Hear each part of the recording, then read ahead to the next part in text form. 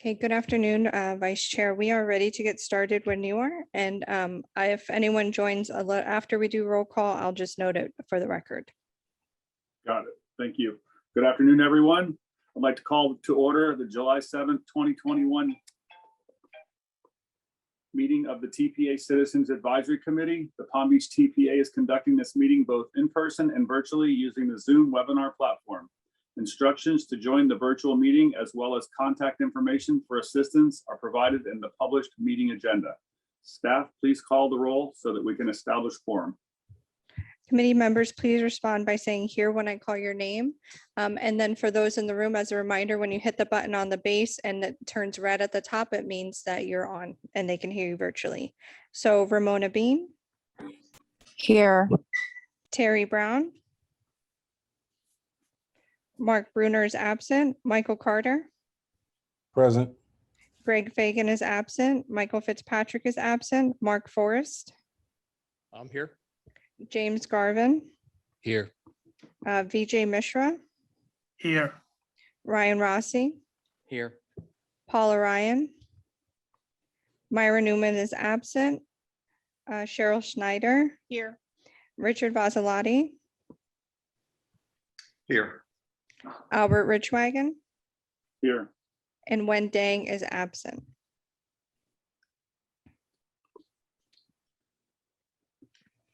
Staff, are there any modifications to the agenda?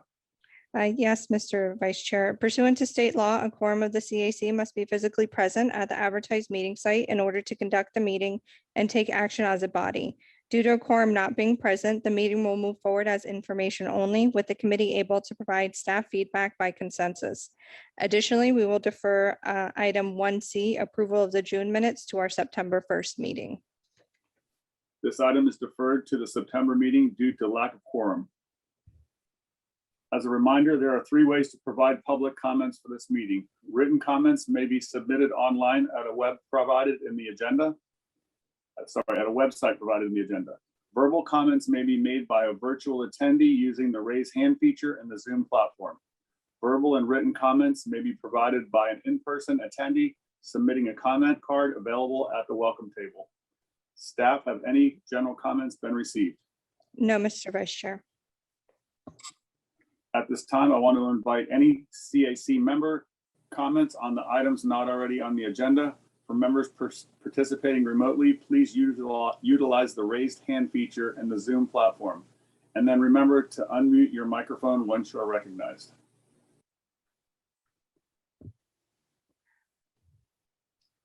I do not have any hands raised at, oh, I'm sorry. Richard Vasilati has his hand raised, Mr. Chair, Vice Chair. Mr. Mazzalotti. Hi there, good afternoon. Happy 4th, belated. Real quick about the Zoom, because I'm not very familiar with this, with the state law. I heard Margarita say, so in order to have a quorum, we have to be present at the CAC facility, the TPA facility. Is that correct? Pursuant to state law, which is the Sunshine Law, a quorum of an advisory committee, at least for our advisory committee, does need to be present at an advertised meeting site. So for the CAC, I need a quorum of members, which I don't remember the number. I think it's 7 or 8. I need present in person to allow for virtual attendees to be able to vote on items. Previously, in January of this year, the governing board did issue an emergency order that said while Palm Beach County was under a state of emergency, they would give the permission to their advisory committees to meet virtually. Because Palm Beach County is no longer in a state of emergency, we are going back to the state Sunshine Law that says we are required to have a quorum of members present in person.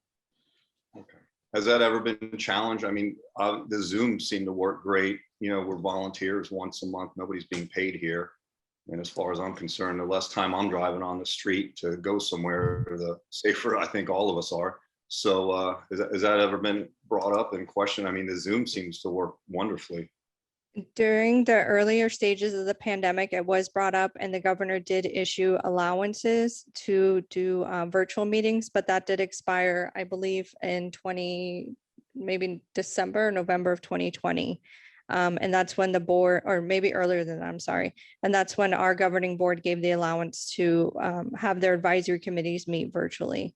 Unfortunately, we are required to have you meet, at least have a quorum of members present in person. It will probably be something that a lot of municipalities or governing bodies will bring up, because I know a lot of people do find it helpful and very convenient to do virtual meetings. But at this time, that is the only guidance that we have. Okay, so maybe this is something we can bring up in the near future and see if we can change this. I can take that back to my staff, my executive director, and our legal counsel to give us direction. But at this time, we would need a quorum present in person. But we'll Thank you very much. bring you an update at the September meeting. Fantastic, thank you. You're welcome. I'd like to invite Andrew Yerlin, TPA Deputy Director of Program Development, to provide an update. Thank you, Chair. Good afternoon, everyone. My name is Andrew Euler, Deputy Director of Program Development. Your usual liaison, Jason Price, is out of town this week, so I'll be covering for him. I also wanted to just say welcome to any new members who might be new this month. I think we do have a few. We have Cheryl Snyder. Thank you for being here. And we appreciate you all being able to join us on this committee. Okay, and Mark Forrest, who's also in the room present, is new to the committee as well. So again, thank you for your service to our committee. We're excited to have more people to contribute. So on the screen, and there's a printout in the room, I'm just gonna go through a liaison report, some updates for July.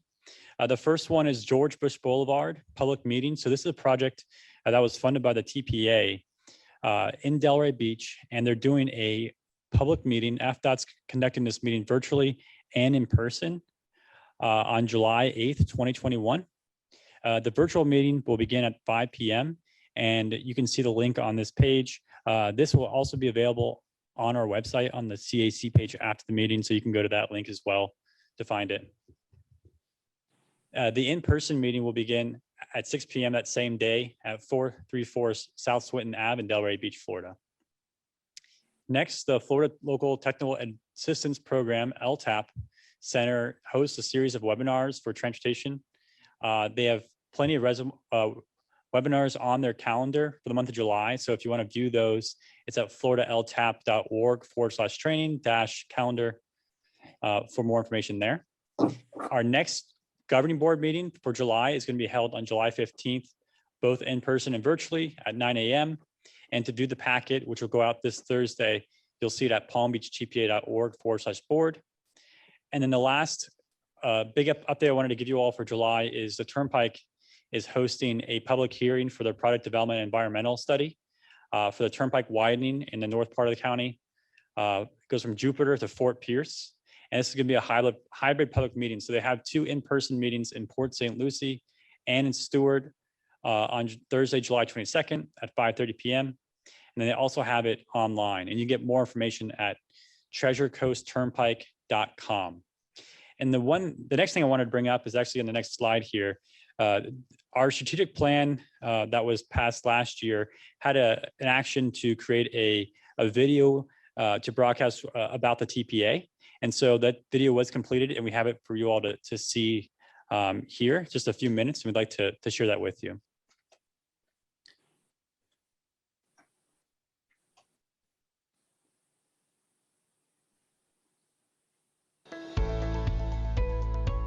Palm Beach County is the gateway to the beauty and splendor of South Florida. This world-class county is over 1,900 square miles and the home to nearly 1.5 million people, representing 39 municipalities. It features an efficient transportation system for pedestrians, bicycles, buses, trains, cars, planes, and boats. It takes a dynamic and eco-friendly devoted team to plan, prioritize, and fund this system, a team with a vision to execute a safe, efficient, and connected multimodal transportation system. The Palm Beach Transportation Planning Agency, or TPA for short, is that and so much more. The governing board is made up of 21 locally elected officials. As an independent agency, the TPA has its own staff and 4 advisory committees. The TPA has adopted a complete streets policy, ensuring that its projects accommodate transportation users of all ages and abilities.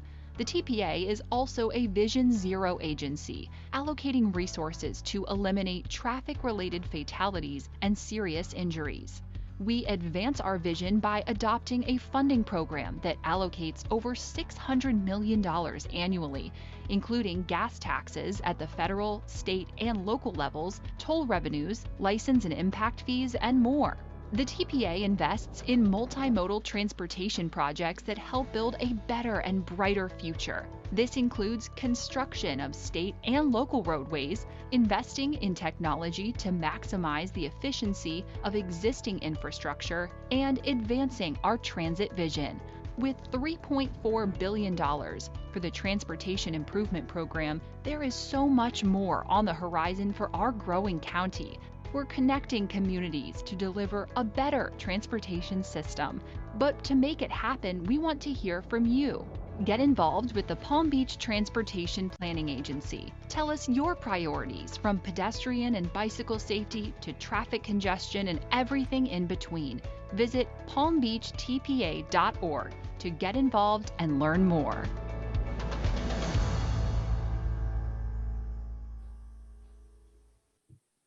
All right, thank you. So our staff worked hard on that and it really came together well. If you have any questions on that or anything else in the liaison report, I'd be happy to answer them.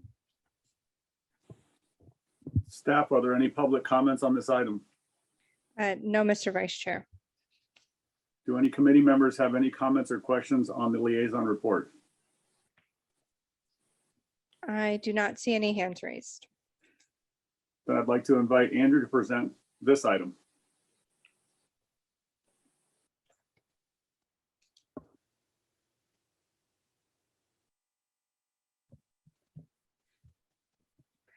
And Mr. Vice Chair, before Andrew gets started, as a reminder, even though it is an action item, it's a motion to recommend adoption. It'll only be informational, so any suggestions that the committee has would just be taken back as staff. Understand. Okay, thank you again.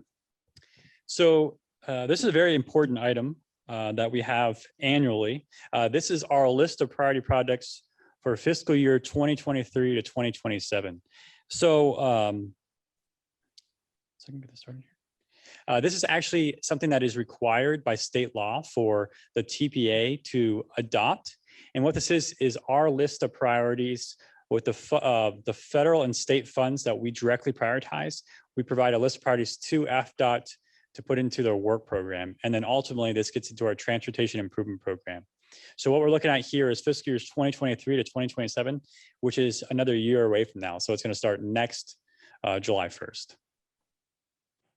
I wanted to mention that this is actually going to be a joint presentation by multiple people on our staff, the ones who oversee the programs that are in this plan, this list of priority projects. They're all going to come up and present their sections of this document. So our mission to collaboratively plan, prioritize, and fund the transportation system, emphasizing here the prioritization process.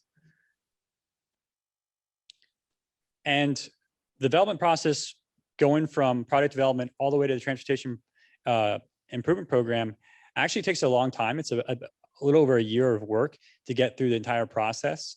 This past month, we actually adopted our transportation improvement program for fiscal year 22 to 2026. And what we're doing today and the list of priority projects is actually for next year's 23 to 27. So this all starts with the product development. So over the past 6 months, we've been working with FDOT and local municipalities to gather different projects, some of them through our local initiatives program and our transportation alternatives program to prioritize and score those projects to be presented into the list of priority projects. And then for state road modifications, our ones worked with FDOT in the cities to fund on state roadways. So once we prioritize these in a list of priority products, which is before you today for consideration, those then are given to FDOT and they use those when they are updating their draft work program, which is the 5 years of products within our county, federal and state. Once they build that, they send that to us next year. And then we create the transportation improvement programs. That's including those products in the work program, those federal and state projects, and then also any local projects that we find in the local capital program. So to create a more comprehensive transportation program for all types of projects in our county. The 3 programs that we have for you all today, the ones that we prioritize directly with funds, are state road modifications on state roads using state revenues. It's around $20.4 million a year. Then there's our 2 federal surface transportation funds programs, local initiatives and transportation alternatives. The local initiatives projects, around $22 million a year with federal funds, and then transportation alternatives around $3 million a year in federal funds. So the first program is state road modifications, and I'm going to hand it over to our coordinator of those, Connor. Terrific. Thank you, Andrew. And thank you all for having me here today. My name is Connor Capobasso, and I'm the Long Range Transportation Plan Coordinator here at the TPA. And with that, I also manage the State Road Modifications Program for the TPA as well. So many of you may not be as familiar with the State Road Modifications Program, and that's okay. It's a relatively new program here at the TPA. And as you'll see in the strategic business plan later on today, we are actually still working on it and still trying to formalize the program similar to our LI and TA programs. But essentially the purpose of this program is to enhance existing roadways and upcoming state projects to achieve the TPA's mission and vision. And the way we do that is through things like safety improvements, complete streets projects, transit improvement technology, and resiliency projects. And these are mainly focused on these state roadways. Now, this program dedicates about $20 million in state funds each year. However, if you were to look in the TIP, you'll notice that there's actually quite a bit more funding available for this program. And that's because we like to leverage the different funding mechanisms that we have available to us to get the most amount of money possible for these types of projects. Now, there is two types of projects in this program that we'll be focusing on. There's essentially new projects, so projects that are just being thought of or are coming from a study or something like that, that aren't programmed or do not have any funds assigned to it. And those types of projects will typically be programmed in the new 5th year of the TIP. The second type of project is what we're calling modifications. And these are typically included in the current year of that project that is being modified. So say construction project is in 2023, the modification, the funds will typically be added to that project in 2023. That way, the project stays on course just with those changes that we are adding to it. And of course, that all depends on the funding availability. Oops. There we go. So I wanted to provide some highlights. This isn't all the projects that are in the state road modifications list. It's just a couple of highlights of some of the major requests that we are asking. And I was going to kick it off with our US 1 corridor study, the projects that came out of that corridor study. So the first one I wanted to highlight is we are seeking construction funding for a lane repurposing project in the city of Boca Raton. We are seeking design and construction funding for a complete streets project in West Palm Beach, as well as some feasibility funding for a lane repurposing project in Lake Worth Beach. In addition to that, we are removing one project, and that is on US 1 in the village of North Palm Beach, and that was at the request of the city. So moving on from the US 1 corridor, there are a couple more projects that I'd like to highlight. The first of which is we're seeking PD&E study funding for fiscal year 2023 for a extension of the Tri-Rail into Jupiter. We're also looking to get some funding for transit signal prioritization for the Lake Worth enhanced transit project. And we are also seeking to add some funding or accelerate some funding for the Atlantic Avenue widening project.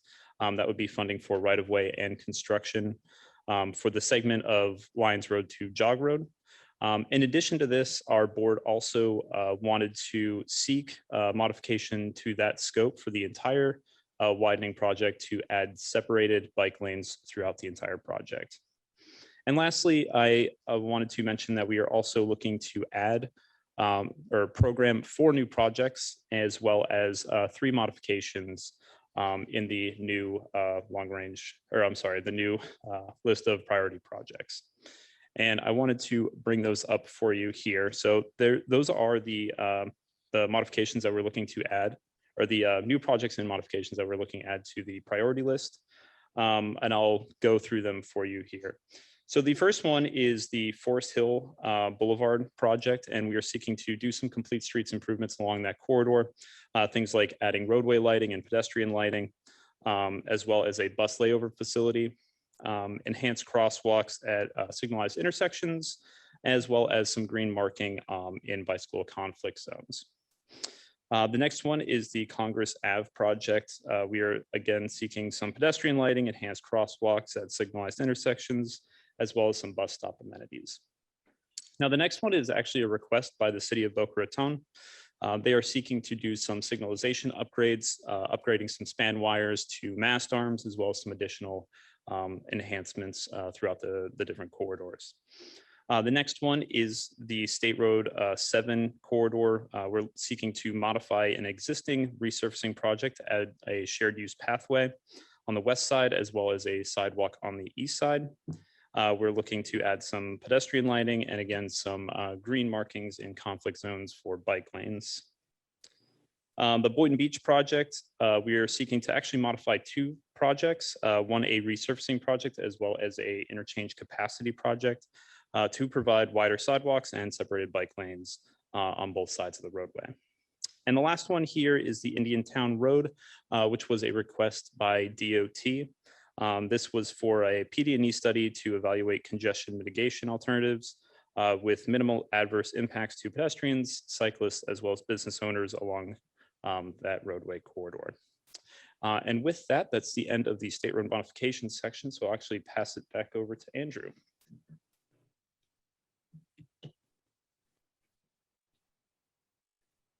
Thank you. And so actually for the local initiatives, this is the program that is overseen by Jason Price, who's also your typical liaison. So he oversees the transportation improvement program and then this local initiatives program where he works with the local jurisdictions for these applications and the prioritization process. So the purpose of this program is to advance lower cost, non-regionally significant transportation products identified by our communities. So they submit applications and then we score those and rank those based on the goals, objectives of the TPA. These are all federal funds that come to us for this program. And so they can be used on all federal aid eligible roadways.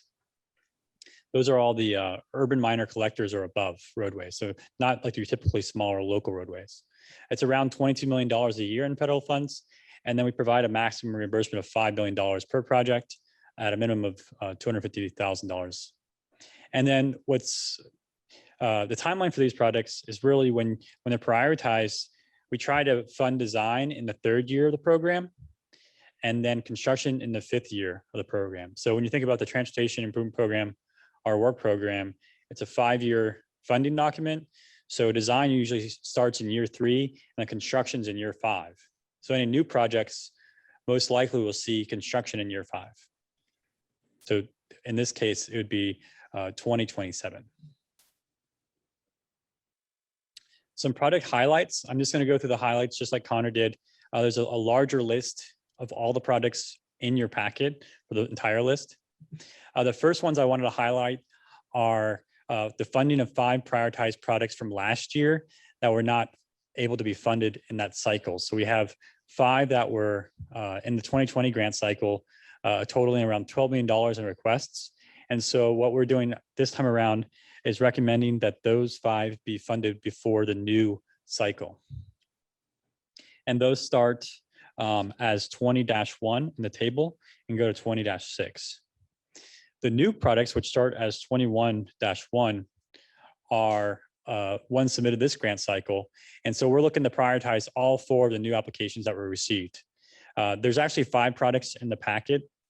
that were on the list. We combined two projects from the county that were on Prosperity Farms Road in North County. They actually had two products that were limits that were back to back. And when the cost assessments came back, they're lower for both sections together. When the cost assessments came back a lot lower upfront, so we can still be under that $5 million cap. So we're recommending as staff to combine those together. And we think doing that, we can still fund all the priorities moving forward. So the total amount requested for those four projects is $14.5 million. And again, those are going to be projects 21-1 all the way to 21-4.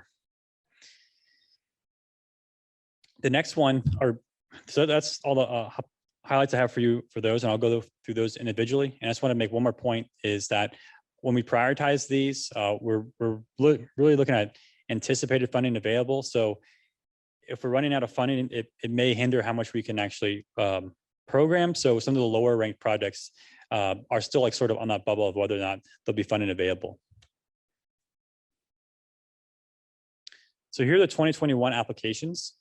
And so they're in order of the scoring that we gave for TPA. And it goes to the TPA score, who the applicant was, the location, the description, and the requested funds, and then the status. And I'll go through them individually. So the first one's from Tri-Rail, and that's for a new passenger rail car. And it's $2.5 million. The next is the Palm Beach County project I mentioned where we combined them. And that's Prosperity Farms Road from North Lake to Donald Ross Road. And that's to provide designated bike lanes throughout that corridor. And when you combine those projects together, it's around $4.9 million. And I wanted to point out the status here, and you'll see the status of the remainder of the projects. It says less than 25 points. We originally put in, and it's in our guidelines right now for local initiatives, that anything under 25 points would not be eligible for funding. And that was sort of like a flag that we put in there to make sure that we're prioritizing good projects. In reality, though, what we're seeing when we score these projects is the LI scoring system, even though it's out of 100 points, it's really well-rounded towards a lot of different goals. So most of the projects are scoring around the teens and the 20s overall. So we're still recommending we have this in here because we still consider it as a viable project, a good project. The next one is the Indian Trail Improvement District. And this is for 3 roadways out there: Temple Boulevard, Hall Boulevard, and 140th Ave North. And that's to provide unpaved pathways and to widen sidewalks for $2.5 million. Again, there's that status of less than 25 points. But another one I wanted to mention to you all is when we get projects in for along roadways that abut single family residential properties, if you can imagine, a lot of single family residences do maintain driveways that are in the right of way. So they're in the public domain. And they also may have hedges or other types of furnishings within the right of way. And they're the ones directly impacted by the project. So we typically require a higher level of public outreach. And for this product, we did require that higher level of public outreach. And this is one of those other ones that we sort of flag to make sure that, you know, if you are getting some opposition, you sort of understand those needs there and you still feel confident about moving the product forward.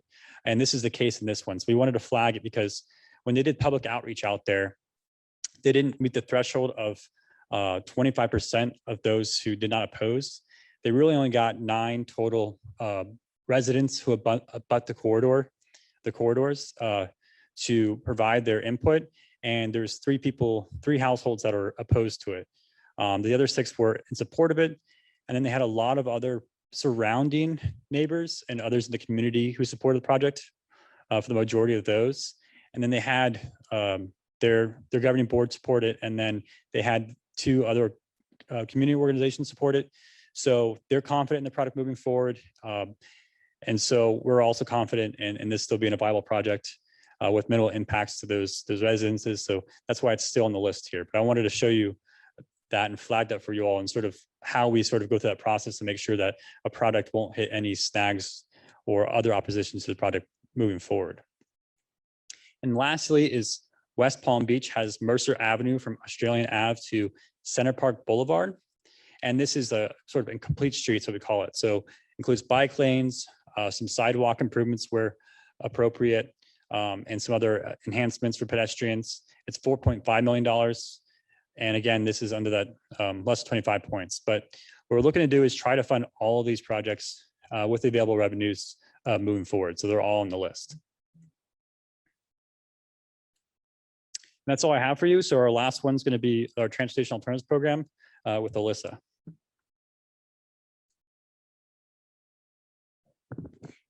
Oh, yeah.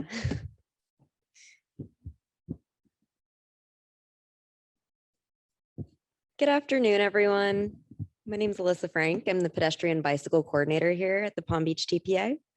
So I actually also oversee the Transportation Alternatives Program. This is a program that has about $3.3 million each year available for non-motorized infrastructure and safe routes to school projects. Projects can include complete streets, bicycle and pedestrian infrastructure, traffic calming, recreational trails, historic preservation, and of course, safe routes to school. Eligible projects are on and off the federal aid eligible roadway network. I'm sorry, I'm getting all my words tied together. And like I said, it's about $3.3 million a year, and the funding is reimbursed it's a 3-year timeline versus the 5-year from the previous project. So design is reimbursed in year 1, construction is reimbursed in year 3, and the project limitations, the maximum amount for a project is $1 million and the minimum is $250,000. So to highlight all of the priority projects, all existing projects from last year and previously are moving forward, and we had received 4 new applications this year. All 4 projects are eligible, and the total amount requested is about $3.55 million. So I'm going to run through the projects in the order that the BT PAC ranked them. The first project that we'll talk about was applied for through the city of Palm Beach Gardens, and this is for a 9.5-foot separated 2-way bicycle track on Burns Road from Military Trail to alternate A1A. This project was, the requested funding for this was $1 million, and it is eligible. The second project on this list was applied for through the city of Boca Raton, and this is for lighting on the El Rio Trail. And so the lighting will be installed from Glades Road to Yamato Road.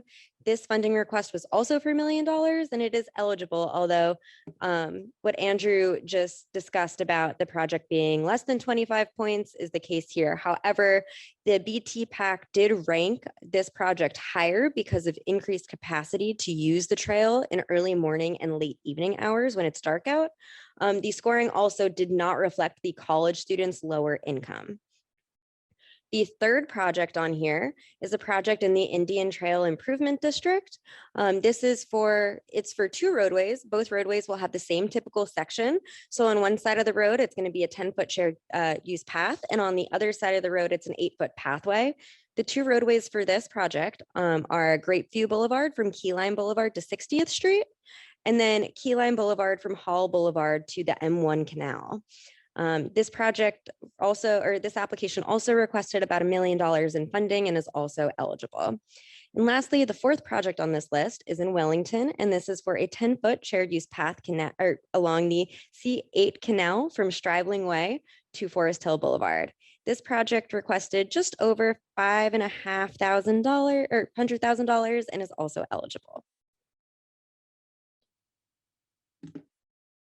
So I guess we're not doing this as an action item, but it's we are requesting a motion to recommend adoption for the fiscal year 23 to 24 list of priority projects. Yeah, and this is Andrew, the liaison. As Alyssa mentioned, we're not seeking an action here since we don't have quorum, but whatever feedback you all can provide or ways of improving this document as well, we'd love to hear your feedback on this to make it more understandable. We know there's a lot of products in here and it's a lot to go through. So we appreciate you all being able to provide that feedback and comments. But I just wanted to mention, even past this meeting, if you all go through the document in your own time and you see things that could be better, ways to display the information or a presentation, we'd love to make it an easier thing for you all to consume. But other than that, whatever you all want to do when it comes to any actions you want to take here is really, it would be by consent. So it wouldn't be a formal motion for adoption, but it would be items towards us, and then it would be as a consent action, Consensus. consensus. Staff, are there any public comments on this item? No, Mr. Vice Chair. I do have a committee member with their hand raised. I have VJ. Chair, this is Vijay here. I got a question for Andrew. Being comparatively new to the board, the question I had is on the 2021 local initiative applications, when they are scoring the TPA scores. Andrew, if you can give a quick background into how do you guys actually score it? It doesn't need to be very detailed, but a very brief summary as to how do you score these things? What are the criteria? Yes, thank you. I can give an update on that. So both the local initiatives and the transportation alternatives have a scoring rubric out of 100. And actually, you all will later on in coming months see that rubric for review, and then we'll open up the next application process. But for the scoring rubric, it's really trying to be tied to the goals, objectives identified in our long-range transportation plan. So a lot of the metrics are geared towards just the facilities you put out there. For example, like you'll get points for the type of bike lanes or separated bike lanes or adding sidewalks or shared use paths. Then there's points towards safety. So if you're on a high crash corridor in our Vision Zero action plan and you have products that go towards improving safety for that corridor, you'll get points.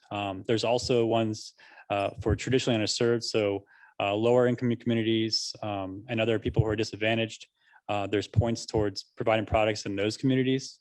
And so it's a pretty well-rounded scoring system, but it's still based on our long-range transportation plan goals and objectives. And then the transportation alternatives program is very similar, but it is geared even more so to non-motorized transportation. So you'll get more points dedicated to pedestrian and bicycle facilities. The follow-up I have is that you mentioned that the way the scoring is done, it kind of skews toward the lower end, which is like in teens and 20s. So the scoring criteria that we have right now, is there a way we can improve? Because it looks like there is a score of 10 here, 10 out of 100. I'm like, doesn't sound like it's really there. So wouldn't it be much more beneficial if we have scoring that is more reflective of the value of the project rather than just some rubric which doesn't even necessarily applies here? Because to someone who's looking at it, you're talking about a 1/10 of the scoring. So that's just the only thing I think that is, if there's a way we can make the project either don't show the TPA score or just show it like the value of beyond the score itself. That's just the comment I had. Thank you.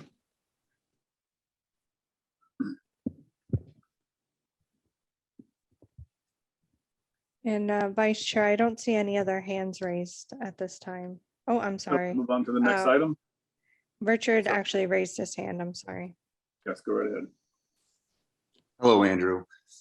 Question for you. The projects that were mentioned in Indian Trail Improvement District, which is obviously in the acreage, those 10-foot shared pathways or unpaved pathways, are those for horses? Is that an equestrian path? What's the purpose of the pathway?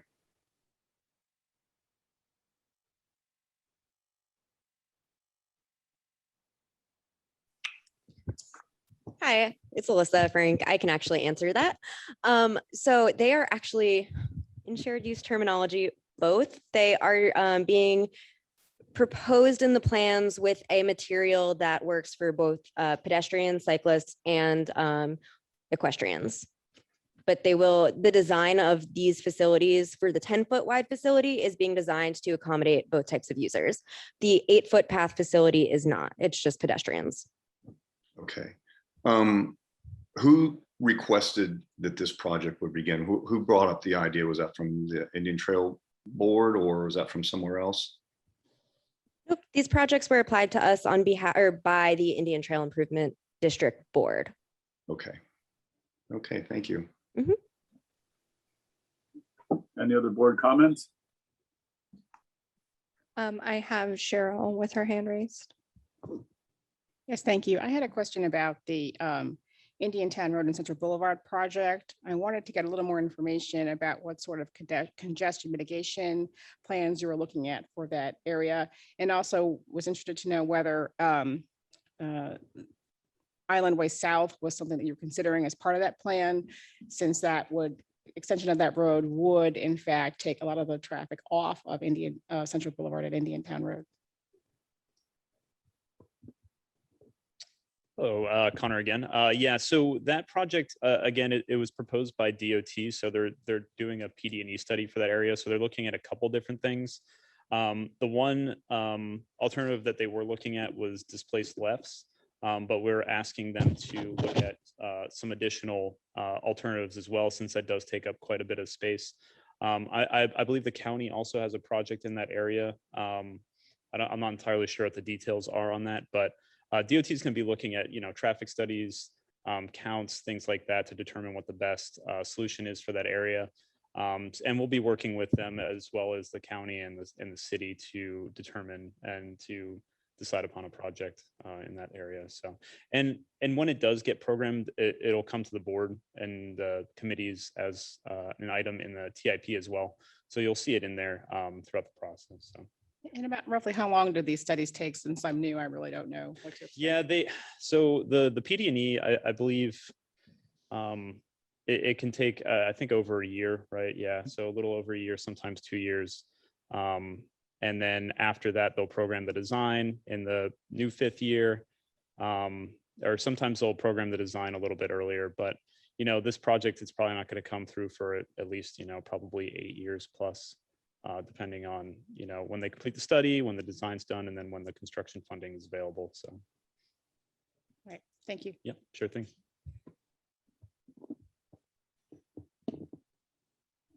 Okay, I think that concludes all the member comments on this item, Mr. Vice Chair. I'd like to invite Valerie Nilsson, TPA Director of Multimodal Development, to present this next item.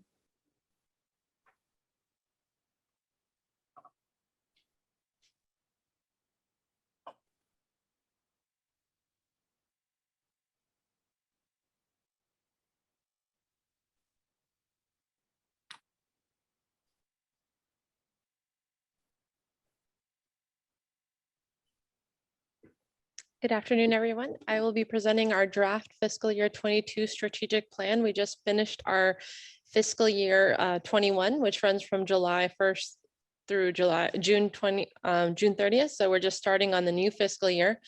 Before presenting the draft strategic plan, I'm going to give a few highlights of this past year. And if you didn't grab a copy, I think you might have it in front of you.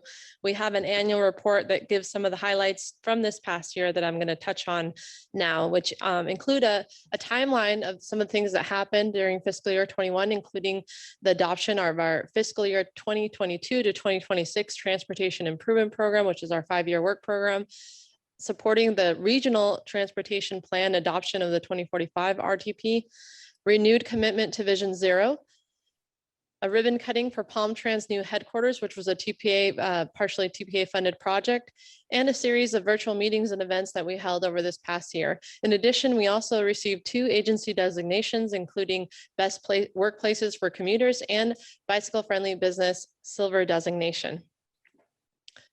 The annual report and the strategic plan are structured around our 6 goals. And so some of these highlights here for under engage the public, we reached over 2,000 people, participants in our events. We highlight some of our planning activities that we do under Plan the System, including walking, bicycle safety audits and studies. An overview of our transportation improvement program for prioritizing funding, some of the projects that we implemented and construction highlights, and then ways that we collaborated with our partners, as well as workshops and events, as well as our report card from this past fiscal 21 strategic plan. So the strategic plan is not a mandatory thing. It's more of a best practice that we do. It's a 1-year plan of specific 3 to 5 specific actions and outcomes we want to try to achieve over the next year. This is in addition to our mandatory 2-year unified planning work program that has general planning items and across our 6 goals of what we will be working on. So we met with our board committee, so a subcommittee from our board, and staff presented our draft modifications to the strategic plan, and they provided us feedback. And based on that, that's what I'll be presenting to you today for your thoughts. And then also we'll be bringing the final version to our board for adoption next week at our July 15th board meeting. So under our first goal, the way I'm going to focus on things that are changing from the past year of things that we want to achieve and the outcomes. Boxes in red are things that are changing, are being proposed to change. Things that are striked through our deletions, and underlines are new text or new items.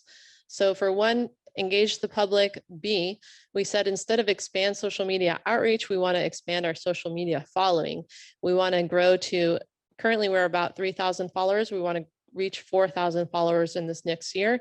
And instead of measuring our outcome as 10 social media posts per month, we want to reach 25,000 impressions per month. So the amount of people that we reach. For 1D, earlier today, we saw the video of explaining the role of the TPA. So that was a one-time thing. We are striking through that because we completed that. And we're saying that our new action there is to increase public awareness of the TPA. And the outcome would be 40 TPA related media stories. And then for 1E, provide live online access to board meetings. That was also a one-time thing. We did that in January. So now our new action that we're proposing there is to present TPA initiatives to partner agencies and groups with at least 15 presentations to local communities and partner agencies so that we can raise awareness about what we do and get more input in the transportation planning process. For goal 2, plan the system, we added a new action here to refine a countywide mobility vision and funding plan. So in our long range transportation plan for 2045 that we adopted a couple of years ago, we identified different desires that we want for example, multimodal corridors and transit corridors. So now we want to refine that, working with our communities, with our partner agencies, and develop the funding plan over this next year. So refined vision plan. For conducting pedestrian bicycle safety field reviews, walking bike audits, that's been really successful. Alyssa here has been our champion leading that effort, and we want to up that to 5 locations in this new year from 3 as our goal. For 2D, publish long-range transportation implementation report. That's something that we're doing as an ongoing basis, so we don't really find that as, we're just continuing to do that. So instead of, we didn't really consider that a strategic item anymore. So instead we're saying implement and update our Vision Zero action plan, which is a plan that we adopted a couple of years ago. So we want to update that and make sure we're implementing the actions we identified there. We striked through Create Smart Palm Beach website. That's something that we completed, and it's live now. We had said we wanted to create a complete streets opportunities plan, identifying opportunities. We started down that path, and then we realized that our complete street design guidelines that we had created in 2017 are a bit outdated. A lot has changed since then. So we want to update our design guidelines to be consistent with current standards and definitions. And as through that process, identify complete streets opportunities. So we modified that action and goal there.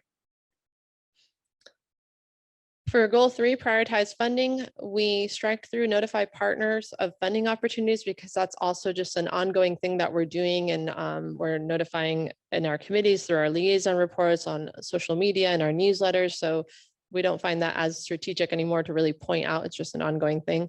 For 3A, update TA and LI scoring system. That's something that we're also doing on an ongoing basis every year. So we're striking through that as a strategic item. Instead, we're saying, let's create a state road modification scoring system. So currently we have 3 pots we have of funding every year that we prioritize projects for. We have state roads, we have our local initiatives grant program, and then we have our transportation alternatives grant program. Transportation alternatives are usually pedestrian bicycle projects that can be on or off the federally aid eligible roadway system. The local initiatives program, and that's about $3 million. The local initiatives program is about $22 million, and that can be only on the federally aid eligible system, but it could be on a local, county, or DOT road. And then state road projects, we have been prioritizing already, but we want to create a scoring system to prioritize those better on the state road system. So we want to develop a scoring system to prioritize those over the next year. For 3C, that's just in line with this. So identify safety projects, that's something that we're doing on an ongoing basis. So we said, let's create an application process for these safety projects on the state road system. So in line with the scoring system, let's create an application process so that our local municipalities can propose ideas and apply to us for projects on state roads. And we can work with them and FDOT to prioritize those and hopefully make them happen. For 3D, we modified the language there. This past year, we adopted legislative and policy positions. So we are saying, let's advocate instead of law changes, let's advocate for those policy and legislative positions that we adopted. And so for an example of that, over this past year, one of the things in our Vision Zero action plan was to require that the driver's test, when people go to get their driver's license, that they get questions about bicycle safety, about how are you supposed to behave as a motor vehicle? What are the laws of the interactions between bicycles and pedestrians and cars? And those are the new exam that we'll hear a little bit more from Melissa in a later presentation today. Actually, the new driver's exam does include 25 questions for bicycle safety. So that's an example of things that we're trying to advocate for to raise awareness and promote safety. For goal 4, we had an outcome of engaging stakeholders and reviewing 20 projects that are upcoming to make sure they're promoting the TPA's vision of a safe, efficient, and connected multimodal transportation system, and also engaging with the local community. We're upping that number to 50 projects to try to evaluate and really keep an eye on and engage with the local communities on these upcoming projects. We're striking through the TPA priority project status report because that's an ongoing thing that we do regardless. And for 4D, we are modifying the text a little. MCORS is no longer happening. So we actually striked through that and we said, let's monitor the collection of the SCETS tax revenue and managed lane revenue, but also let's also manage construction funds allocated for plant materials. So landscaping per DOT, what's happening with that? So that's something we want to keep an eye on. For 5, collaborate with partners. We strike through collect ped bike activity counts. That's something that we're just going to be doing on an ongoing basis. We're working with the county and evaluating different technologies for that to try to measure pedestrian and bicycle activities throughout the county. We added to assist local governments with transportation studies and plans. We added mobility, so not just transportation, but mobility studies and plans. We want to help our local municipalities with those efforts. And then for 5B, we said instead of workshops, we made it a little more broad, conduct events on topics of interest, and we upped it from 3 to 4. So those could be events, workshops, different ways to collaborate with partners. And then for 5C, we had said, let's create a video about complete streets projects here in Florida locally to raise awareness. We're almost done with that. We'll be bringing that next time we meet in September. So our new video that we want to create is to create a video about mobility options here in Palm Beach County. So someone might go to Palm Trans website or Tri-Rail's website or the city's website for their trolleys, but we want to create a video that people that live in Palm Beach County or visit Palm Beach County can have an overview of how do I get around Palm Beach County? What are my options? How can I figure this out? So kind of an educational video to highlight those options. And finally, goal 6, administer the agency. We combined our previous A and B. A was to provide our board members training at conferences and local workshops. And B was to provide TPA staff training. We combined that to say provide board member and staff training. And then we upped the number to 40. And then so we have 21 board members and 15 staff. And then one new B that we have is to modify the TPA committees to support TPA initiatives and revised operating procedures. So we want to look at what is our committee makeups? Are we missing any members? Do we need to revisit to make sure that we're aligning and trying to move forward with the right representation for our goals and objectives? And I think that's pretty much it. On that last one, it's more the comprehensive annual financial report. That's something that we want to continue to produce and provide summaries. So that's an overview of what we're proposing for our draft fiscal year 22 strategic plan of key things that we want to get done above and beyond the general unified planning work program.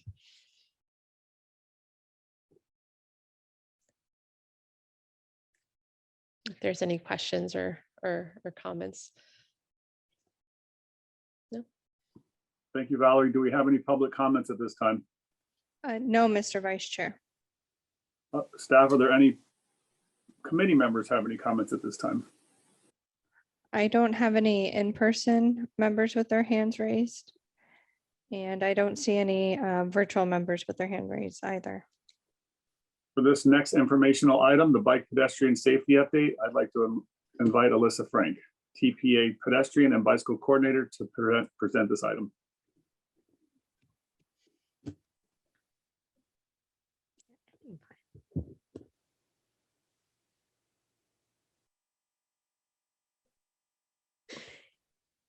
Hi, everyone. Good afternoon.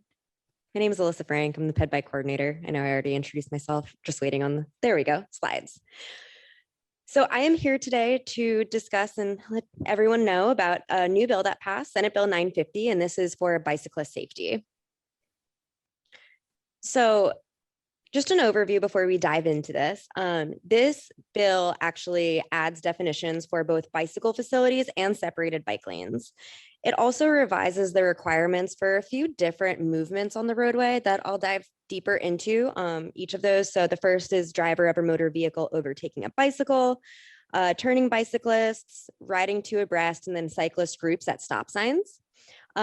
It also requires FDOT to have an annual awareness and safety campaign and requires driver's license exams to include 25 bicycle safety questions.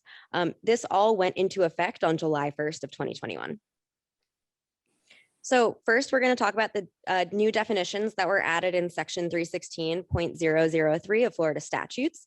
The first is for a bicycle lane, and this is now defined as any portion of a roadway which is designated by pavement markings and signs for preferential or exclusive use by bicyclists. And you see on the left side of the screen, the two white lines with the bicycle marking in the middle. That is what a designated bicycle lane looks like. On the right side of the screen, you see separated bicycle lanes, and these are defined as a bicycle lane that is separated from a motor vehicle traffic by a physical barrier. So we are familiar with buffered bike lanes, and that's the two marked lines in between the bike lane and the through lane traffic. This has an actual physical barrier. So in the graphic that you see on the right side of the slide, it actually has a 6-inch curb with landscaping, and that's what we're talking about for separated facilities. So now we're going to dive into the different movements I had mentioned. The first is for vehicles overtaking bicycles or e-bikes. So this actually changed Florida statute 316.0875, which was for no passing zones, to allow motorists to safely and briefly drive to the left of the center line of the roadway to pass cyclists with a minimum of 3 feet of passing distance. So looking at the left side of the screen, if you are that bicyclist that orange vehicle that is going straight behind the two bicyclists, you actually are now required to ride slowly behind the bicyclists until the vehicle that is oncoming traffic is out of the area. So until you can safely go around the cyclists. So you see on the right side of the screen, that oncoming traffic is gone now, so the vehicle is now able to cross that double yellow line until there is a safe amount of space between that vehicle and the bicyclists, which is 3 feet or more, and then they're able to get back into that lane and continue driving. So again, this really does change. In the previously, drivers were not able to pass that center line, but now you are, only for, again, a safe and brief way to pass cyclists. So the second movement we're going to talk about actually prevents right hook crashes. So on the screen, you see 3 different colored cars. The red car is making a right turn, sorry. That red car cannot make a turn if there is a bicyclist less than 20 feet away from that intersection. That red car can make that turn if you look on the right side of the screen, if a cyclist is 20 feet or more away from the intersection. And this is because when that red car is making that turn, if that cyclist is less than 20 feet and they're traveling at a normal distance, they are going to actually ride through that car and hit that car as that car is turning. So this distance does help prevent that crash. Another thing that we're going to talk about are cyclists turning left. So again, we're going to look at that left side of the screen first. And there is in that left turn lane a bicyclist, but there is also a yellow box. So bicyclists that are making left turns are legally able to take the whole left turn lane. They are treated as a vehicle and may ride as a vehicle. Now, after they have made that movement through the intersection, bicyclists should stay as close to the right edge of the roadway and the curb as possible. So after you make that turn, you're not turning into that left out or inner lane, you're turning into that outer lane and staying close to the curb. Next is single file, riding single file when there is no bike lane. So if there is no bicycle lane on a corridor, the cyclist is actually required to ride on the most right hand, as close to that right hand curb or edge of the roadway as possible, as you see on the screen. So cyclists are allowed to ride on the road with no bike lane, but they need to stay close to that right curb. Now, if there is a bicycle lane, cyclists are actually required to stay in that bike lane. So no bike lane, road, yes, bike lane, or you're riding in there. If the bicycle lane is too narrow to accommodate two cyclists riding two abreast, you must ride single file. On the upper left corner of this slide, you actually see 3 cyclists in a bike lane. They're outside of the bike lane, but they're all trying to fit. That is not okay. The cyclists, even when we're riding two abreast, must be within the bicycle lane. So if it's narrow, you have to ride single file. Now, if it's a wider bike lane, you are able to ride two abreast. Again, you have to stay within the lines of that designated bicycle space, but you are able to ride two abreast. So where can you ride more than two abreast or in a larger group? Well, the only legal place to do that is on a designated bicycle path. So actually on the screen, you see the El Rio Trail in Boca Raton, and this is a facility that does not run along the roadway. And because of that, because it's not a bicycle lane per se, but it is a other bicycle facility, it is all right to ride more than two abreast. So if you're a bicycle and you're trying to overtake another bicycle that's in the bike lane that's going slower, that's okay. You can now do that. If there is a bicyclist that is ahead of you and they're going slower than you are legally able to, when there are no vehicles and it's a safe opportunity, get into the travel lane to pass that slow bicyclist. And when you have enough room, you are able to, again, with safe distance, so 3 feet, get back into that bicycle lane and continue riding. And of course, after you've made that transition around that slower bicyclist, if you're in a group of, more than 2 people or more than just yourself, you do need to go back to riding single file, unless it is an instance where there is a wide enough bike lane to accommodate 2 people riding abreast or 2 abreast. And the last movement we'll talk about today are for cycling groups at stop signs. So let's say there's a group of more than 10 people at a stop sign.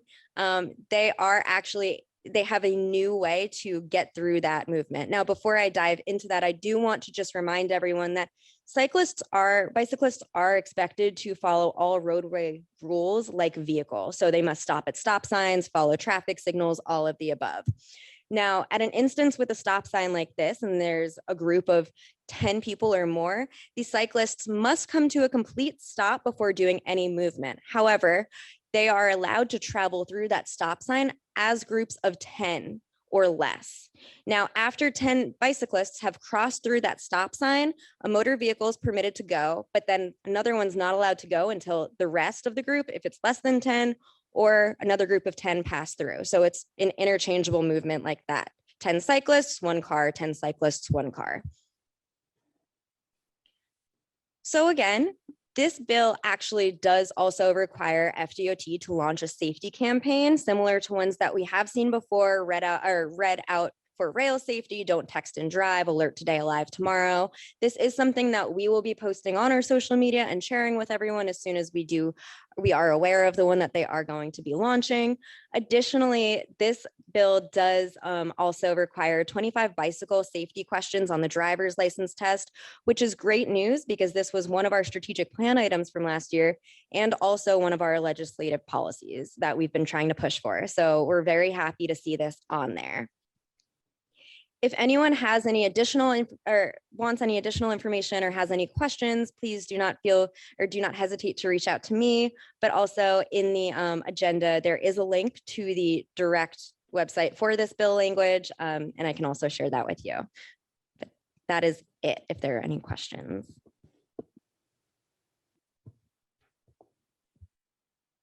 Are there any public comments on this item? No, Mr. Vice Chair. Are there any board comments on this item? I have VJ with his hand raised. Yes, Chair. The question I had is that the fact that the new law is going to require the new driver's license when they go through the training, whereby they have to be aware of the 25 question. I'm assuming all the new changes that are being made to the bicyclist. What about the people who don't go through that? How do they get trained? Is there a mechanism that TPA has that make sure that the folks who already have their driver's license are not familiar with these new laws, they get educated in one way or another? So that's actually part of the purpose for FDOT having to be required to have a campaign for this. And we will also be stepping up our social media to make sure that everyone who does see it is aware of everything. But that is why FDOT is having their campaign to let everyone know and educate them of these new rules. Thank you. Mr. Vice Chair, I do have Ryan with his hand raised. Hi, Ryan. Thank you for the presentation.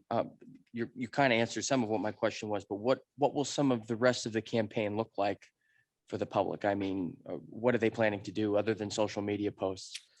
So they haven't yet announced that, but I can definitely get back to you on that as soon as I find out. That's something that I will be following, and we will be just letting everyone know about as soon as we find out.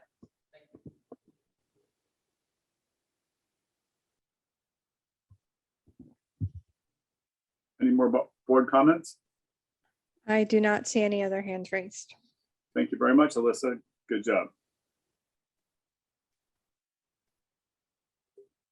So my next instructions are blurred into some other paragraphs, but I believe it says,